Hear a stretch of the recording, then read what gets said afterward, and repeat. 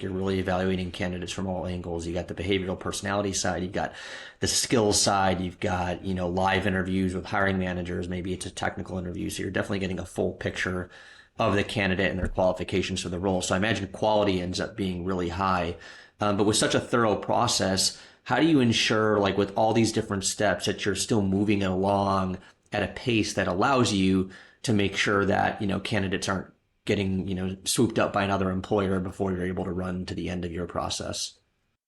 And that's a challenge, right? And for certain roles, we do have whereby the percentages are a lot higher in terms of drop-off rate, and drop-off rate in terms of they receive a different offer.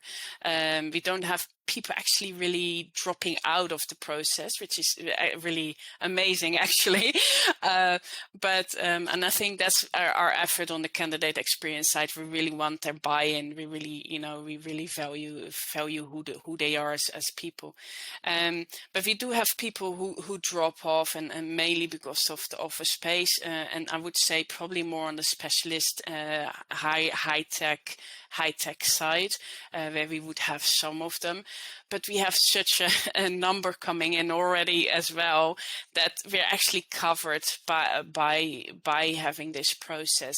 Now, if we would have a kind of a brain drain in terms of candidates are just not available in certain places again, we would need to adapt. And we're very flexible, and our ATS also allows us to adapt very quickly to that.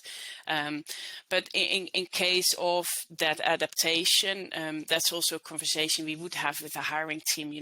Are you, do you actually want that extra team interview, or can we cut that out, please? Because we're going to lose people otherwise. So it's a close collaboration with our hiring teams as well.